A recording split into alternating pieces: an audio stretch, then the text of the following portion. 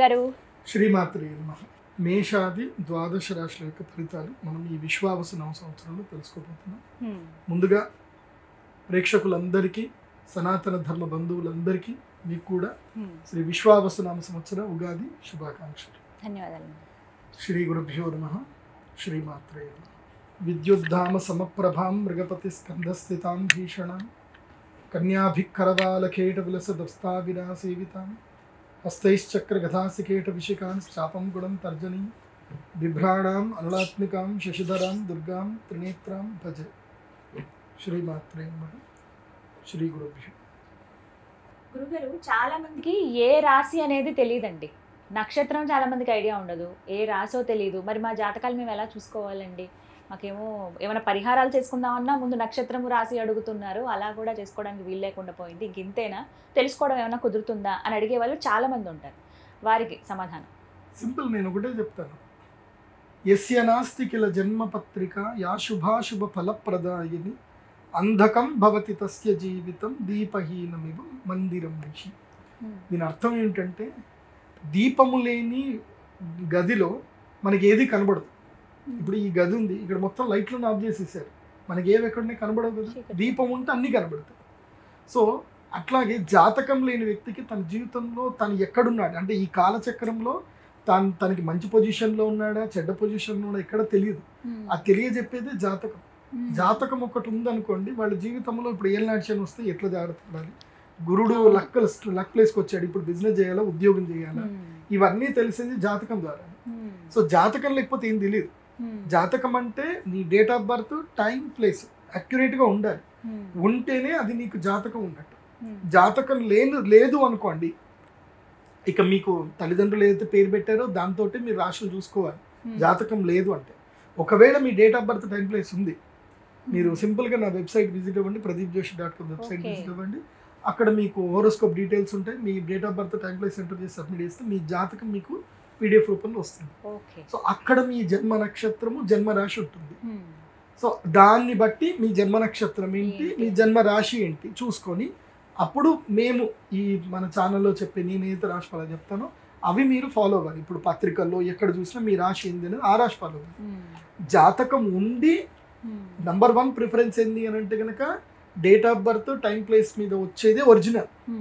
అది లేదు అన్నప్పుడు, ఇప్పుడు నీ పేరు రాము అనుకో, పేపోరారి చిత్తా నక్షత్రం తులారాశి అవుతుంది. నీ పేరు శ్రీనివాసు అనుకో, అది కూడా చిత్తా నక్షత్రము తులారాశి అవుతుంది. లేదంటే దాక్షాయిణి అని పేరు పెట్టుకున్నారు, భూదాబాడ పూర్వాషాఢ, సో పూర్వాషాఢ నక్షత్రం అవుతుంది, మకర రాశికి వెళ్ళిపోతుంది. సో ఇట్లా మీ యొక్క రాశిని ఏది తెలుసుకోవాలంటే, పేరు బట్టి చెప్పే రాశి 100% అయితే ఫలితాలు ఇవ్వదు. జన్మ నక్షత్రం అంటే పుట్టిన సమయంలో ఉన్న నక్షత్రము, రాశి మాత్రమే మోస్ట్లీ 80% యాక్యురేట్గా ఉంటుంది. అండ్ వన్ మోర్, రాశి ఫలాలు జనరల్ ప్రెడిక్షన్స్ అందరికీ ఇవి వర్తించవు. క్లియర్గా చెప్తున్నాను, రాశి ఫలాలు జనరల్ ప్రెడిక్షన్స్ అందరికీ వర్తించవు. నీకంటూ నీ ప్రత్యేకమైన దశ అంతర్దశలు ఉంటాయి, అవి మాత్రం నీకు మాత్రం వర్తిస్తాయి 100%. రాశి ఫలాలు జనరల్ ప్రెడిక్షన్ అంటే అప్ టు 60 to 80% యాక్యురేట్గా ఉంటాయి. 60 to 60% అయితే కన్ఫర్మ్, 80% వరకు కొంతమందికి యాక్యురెన్సీ ఉంటుంది. కానీ నీకు 100% 80 to 100% యాక్యురెన్సీ రావాలి అని అంటే దశాంతర్దశలు తెలుసుకోవాలి. సో ప్రతి ఒక్క వ్యక్తికి దశాంతర్దశలు డిఫరెంట్గా ఉంటుంది. ఇప్పుడు మీరున్నారు, మీ అక్క చెల్లెలు ఉన్నారు, మీరందరూ ఇంట్లో ఒకే ఆర్థిక పరిస్థితుల్లో అందరూ ఒకే ఇంట్లో ఉంటున్నారు. కానీ అందరికి ఎవరి అదృష్టం వాళ్ళది, ఎవరి నాలెడ్జ్ వాళ్ళది, ఎవరి యోగాలు వాళ్ళవి. ఒకే ఇంట్లో ఉండే ఆడపిల్లలు, ఒక ఆవిడ తక్కువ చదువుకొని ఉండి పెళ్లి చేసుకున్న తర్వాత ఆవిడకి అదృష్టం రావచ్చు, ఒక ఆవిడ బాగా చదువుకొని జీవితాంతం ఉద్యోగం చేస్తూనే ఉండొచ్చు. చదువున్నంత మాత్రాన అదృష్టం వస్తుందని లేదు, చదువు లేనంత మాత్రాన దురదృష్టం అవుతారని లేదు. సో అదృష్ట దురదృష్టాలు చదువు మీద, స్కిల్ మీద పనిచేయవు. స్కిల్ అనేది జస్ట్ ఏదో బూస్టప్ చేయడానికి పనిచేస్తుంది తప్ప, ఎంత స్కిల్ ఉన్నా అదృష్టమే పనిచేస్తుంది. లైక్ ఎగ్జాంపుల్ చెప్పాలంటే రజనీకాంత్ గారు, ఆయన్ని నార్మల్ వ్యక్తి చూస్తే ఆయన స్వయంగా చెప్పారు, నేను ఒక గుళ్ళో కూర్చున్నప్పుడు నన్ను బిచ్చగాడు అనుకొని ఒక ఆవిడ డబ్బులు వేసి వెళ్ళింది, అప్పుడు నేను నవ్వుకున్నాను, దేవుడు గనక నాపైన అనుగ్రహం చేసి ఉండకపోతే నేను సినిమా స్టార్ అని తెలియదు. ఒక నార్త్ గుడిలో కూర్చున్నప్పుడు, నార్త్ ఇండియాలో గుడిలో కూర్చుంటే ఆమె గుర్తుపట్టుకుని డబ్బులు వేసి వెళ్ళిపోయింది. సో ఇది నా పరిస్థితి. ఆయన అహంకారానికి వెళ్ళా, ఆయన తిట్లే. సో భగవంతుడు నన్ను ఇట్లా కరుణించాడు అన్న ఒక పాజిటివ్నెస్లో ఆయన గొప్పవాడు. ఆ గొప్పతనం అనేది అందరికీ రాదు. అలాంటి బుద్ధి, అలాంటి విచక్షణ ఉంటే తప్ప దేవుడు అదృష్టాన్ని ఇవ్వడు అందరికీ. రూపము, యవ్వనము, గుణము, సద్గుణం కాదు. అదృష్టం అనేది భగవంతుడు ఇవ్వాలి. అది ఇస్తే అది ఎవరికి ఇవ్వాలో వాళ్ళకే ఇస్తాడు. దానం ఎవడు చేస్తాడో, ఎవరికైతే ఇచ్చే గుణం ఉంటుందో, ఎవరికైతే పంచే గుణం ఉంటుందో వాడికే భగవంతుడు అదృష్టాన్ని ఇస్తాడు. ఊరికే అందరికి ఇవ్వడు. సో కాబట్టి జాతకం చాలా ఇంపార్టెంట్. ఇప్పుడు నేను రాశిఫలాలు చెప్తాను, కానీ చెప్పేటప్పుడు మీరు జాతకం లేకుండా మీ ఇష్టం వచ్చినట్టు మీ పేర్లతో చెప్పుకొని గురుగారు కరెక్ట్ చెప్పలేదు, అన్ని రాంగ్ వెళ్ళిపోతున్నాయి అనుకుంటే అది మీ పొరపాటు, నా పొరపాటు కాదు.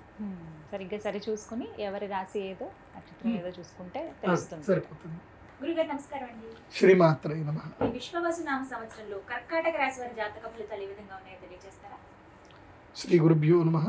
శ్రీమాత్రే నమః. కర్కాటక రాశి వారికి ఈ సంవత్సరం ఆదాయ వ్యయాలు ఎలా ఉన్నాయో తెలుసుకుందాం. కర్కాటక రాశి ఆదాయం 8, వ్యయము 2, అంటే సంపాదన 8 బాగానే ఉంది, ఖర్చు తక్కువ ఉంది, 2 ఖర్చు తక్కువ ఉంది.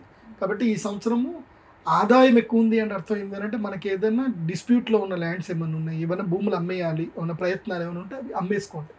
కర్కాటక రాశి వారు ఈ సంవత్సరం ఏం చేయాలి తెలుసా? వదిలించుకోవాలి. సర్ఫ్ ఎక్సెల్, డిటర్జెంట్ వదిలించుకోవాలి. జీవితంలో ఏవైనా వదిలించుకునేటివి ఉంటే అవన్నీ ఈ సంవత్సరం వదిలించేసుకోండి. అది రిలేషన్షిప్స్ కావచ్చు, కేసులు కావచ్చు, లేదంటే ఏవైనా డిస్ప్యూట్ ల్యాండ్స్ కావచ్చు, ఏదైనా వదిలించుకోవాలి అని కూడా వదిలించుకోండి. ఇప్పుడు కొంతమంది గృహిణులు కూడా ఇబ్బంది పడుతూ ఉంటారు. వాడు మొగుడు ₹1 ఇవ్వడు, రోజు తిండి పెట్టాలి, వంట చేయాలి, బట్టలు ఉతకాలి, అన్నీ చేయాలి. ఆమె చేతి కనీసం ఖర్చులకు కూడా డబ్బులు ఇవ్వడు. పిల్లల్ని చూసుకుంటుంది, అన్నీ చూసుకుంటుంది. వాడు మాత్రం ఆ పేరు మీద ఒక అసెట్ కొనడు, ₹1 ఇవ్వడు. అదొక వెట్టి చాకిరి. మళ్ళీ ఎక్కడి వరకు ఓకే, కానీ ఇంకా కొట్టడాలు కూడా ఉంటాయి, తాగొచ్చి కొట్టడాలు కూడా ఉంటాయి. సో ఇలాంటి జీవితం ఎందుకురా అని ఎవరైతే అనుకుంటారు, అంటే ఇదే కాదు ఇంకా ఎందుకురా ఇలాంటి జీవితం అని అనుకుంటారు కదా, వాళ్ళు ఒకవేళ ఆ జీవితం నుంచి బయటపడదాము అనుకుంటే కర్కాటక రాశి వారికి ఇది right time. So exit plan కూడా ఉండాలి. ఏ జీవితంలో ఎంట్రీ ఉంటుంది, ఎగ్జిట్ ఉంటుంది. ఎగ్జిట్ లేనిది ఉండదు. కాకపోతే దానికి రైట్ టైం చూసుకోవాలి. కొన్ని ఉద్యోగాలు ఉంటాయి, ఈ ఉద్యోగాలు ఇక చేయలేకపోతున్నాను, సంపాదన రావట్లేదు, అసలు ఏం ఉండట్లేదు అంటే మానేయండి. ఈ సంవత్సరం వదిలించుకోవాల్సిన టైం. ఏదైనా జిడ్డు వదిలించుకోండి. మీకు దుఃఖం కలుగుతుంది దేనివల్ల, దాన్ని వదిలించుకొని కొత్త జీవితానికి వైపు స్టార్ట్ చేసుకోవచ్చు కర్కాటక రాశి. ఎందుకోసమంటే మన జీవితంలో వ్యయస్థానం లోపలి గురువు వస్తే, 12వ స్థానంలో గురువు వస్తే ఏం చేస్తాడు అంటే మంచి వైపు ఖర్చులు చేయిస్తాడు. మంచి వైపు ఖర్చులు జరుగుతాయి. అంటే సరికొత్తగా వైవాహిక జీవితం స్టార్ట్ చేద్దాం అనుకున్నా, సరికొత్తగా అంటే అర్థం ఏంటిది, ఏదైనా ఒక దరిద్రంలో పడి జీవితంలో ఇబ్బంది పడి ఇంకొక మంచి వ్యక్తి మీ జీవితం లోపలికి వచ్చి మిమ్మల్ని ఆశ్రయించి మీకు ఒక ప్రేమ అనురాగాన్ని పంచే వ్యక్తిలో వస్తే you can start your new journey start చేయొచ్చు. కానీ ఈ పుష్యమి నక్షత్ర జాతకులకు నేను చెప్పేది ఏంటంటే, పుష్యమి నక్షత్రం వాళ్ళు ఎలాంటి వాళ్ళు అంటే వాళ్ళ జాతకం ఎట్లుంటుంది అని అంటే ఈ మ్యాగ్నెట్ లాగా అనమాట. గాలికి పోయేటివన్నిటి కూడా తగిలించుకుంటారు వీళ్ళు. అండ్ చెప్పుడు మాటలే ఎక్కువగా వింటారు, సొంత నిర్ణయాల మీద ఎక్కువగా ఉండదు. కానీ వీళ్ళు తాము పట్టిన కుందేలకు 3 కాళ్ళు అంటారు. కుందేలకు ఒక కాలు పట్టుకొని ఉంటారు, ఆ కాలు నీ చేతి లోపల ఉందంటే వినరు, ఇదిగో 3 కాళ్ళని కౌంట్ చేస్తున్నా అంటారు. సో ఆ విధంగా పుష్యమి నక్షత్ర జాతకులకు ఇబ్బందులు ఎక్కువగా ఉంటాయి. కర్కాటక రాశిలో వాళ్ళకి చాలా ఇబ్బంది ఉంటుంది. కర్కాటక రాశి ఒక కాంప్లికేటెడ్ రాశి. అది సింపుల్ చెప్పాలంటే చాలా కాంప్లికేటెడ్. ఎందుకోసం అంటే కర్కాటకం అంటే ఏంటి, పీత చూడ్డానికి భయంకరంగా ఉంటుంది. దాని గురించి తెలియనిసేపు భయంకరంగానే కనిపిస్తుంది అందరినీ. అది నేను భయపెట్టిస్తున్నా 2 కూరలు పట్టుకొని అంటుంది. దాన్ని ఎక్కడ పట్టుకోవాలి ఆడ పట్టుకుంటే అది ఏమీ చేయలేదు. అది అట్లాగే కర్కాటక రాశి వాళ్ళు ఏంటంటే అందులో ఆశ్లేష నక్షత్రం ఉంటుంది, తర్వాత పుష్యమి నక్షత్రం ఉంటుంది. ఈ పుష్యమి ఆశ్లేష నక్షత్ర జాతకులే వీళ్ళు ఒకళ్ళేమో శని మహాదశ, ఇంకొకళ్ళేమో వాళ్ళకి ఆశ్లేష నక్షత్రం వచ్చి సర్ప నక్షత్రం. బుస్సు అని బుస కొడతా ఉంటారే తప్ప ఏముండదు. గట్టిగా తీసుకపోయి నెత్తి పట్టుకున్నారంటే ఏం చేస్తుంది, ఏం చేయలేదు. సో ఆశ్లేష నక్షత్రము పుష్యమి నక్షత్ర జాతకులు చెప్పేది ఏంటంటే నేను చెప్పింది రైట్గా ఫాలో అవ్వండి, సిస్టమేటిక్గా ఫాలో అవ్వండి, కోపం తగ్గించుకోండి. మొదలు మీ జీవితం గురించి మీరు ఎక్కువగా ఆలోచన ఎక్కువగా చేయండి. ఈ సంవత్సరము కఠిన నిర్ణయాలు తీసుకోండి. ఏదైనా ఒక నిర్ణయం అంటే ఈ సంవత్సరం దాటిందంటే ఇంక అయిపోయినట్టు. మళ్ళీ ఈ సంవత్సరానికి నీకు లక్ టైం ఉంది. లక్ అంటే ఏంటి అంటే కొత్త జీవితం స్టార్ట్ చేయడానికి నీకు లక్ టైం ఉంది. అంటే పాత జీవితం వదిలి కొత్త జీవితం లోపలికి వెళ్ళడానికి ఇది రైట్ టైం. ఎట్లాగైతే పాము కుబుసం వదిలి ముందుకెళ్ళిపోతుందో అట్లా మీరు కూడా ఇప్పుడు ఏదైనా ఒక అద్దె ఇంట్లో ఉన్నారు, మీకు కలిసి రావట్లా, ఆ ఇంట్లో ఉండి కలిసి రావట్లే, వదిలేయండి. మీరు సొంత ఇంట్లో ఉన్నారు, ఎంత ఉన్నా ఆ ఇంట్లో కలిసి రావట్లేదు, అది అద్దెకి ఇవ్వండి, ఇంకో అద్దె ఇంటికి వెళ్ళండి. సో ప్లేస్ మారండి. కర్కాటక రాశి వారు చెప్పేది ఏంటంటే మార్పుకి సిద్ధం అవ్వండి. మార్పు మంచిదే కర్కాటక రాశి వారికి. కాబట్టి వదిలించుకునేది ఏమైనా ఉంటే అన్నీ వదిలించుకోండి. సెటిల్మెంట్స్ క్లియర్ చేసుకోవడాలు అన్నిటినీ వాళ్ళు చేసుకోండి. కర్కాటక రాశికి బాగుంటుంది. మీకు కలిసి వచ్చే సమయం ఎప్పుడు అంటే ఇంకా 2 సంవత్సరాల తర్వాత మీకు కలిసి వస్తుంది. 2 సంవత్సరాల వరకు మీకు లక్ లేదు. ఈ 2 సంవత్సరాలు కష్టపడాల్సిందే. కాంప్రమైజ్ అవ్వకుండా కష్టపడండి. ఈజీ మనీ జోలికి వెళ్ళకండి. పుష్యమి నక్షత్రం వాళ్ళు మనం ఏదో చేస్తే మనకి ఎవడో ఒకళ్ళు డబ్బులు ఇస్తారు అనుకోవడం మూర్ఖత్వం. దాని లోపలికి వెళ్ళకండి. అంతే. గురుగారు మరి పరిహారాలు ఏమైనా తెలియచేయండి. కాస్త కాంప్లికేటెడ్ ఉంది అని అంటున్నారు. అలాగే కొంచెం తెలుసుకుని ప్రవర్తించాలి, ఎక్కడైనా కూడా తెలుసుకుని నడుచుకోవాలి. కాబట్టి ఏమైనా దైవారాధన కావచ్చు, దైవ దర్శనాలు కానీ ఏం చేసుకుంటే మంచిది?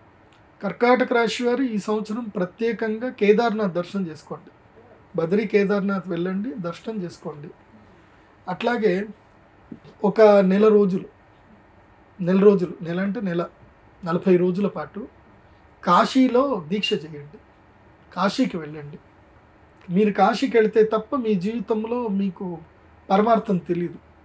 కాశీకి వెళ్ళండి, కాశీలో వీధుల్లో తిరగండి, అక్కడ రోజు శివధ్యానం చేయండి, ఒక నియంత్రిత జీవితంలో గడపండి.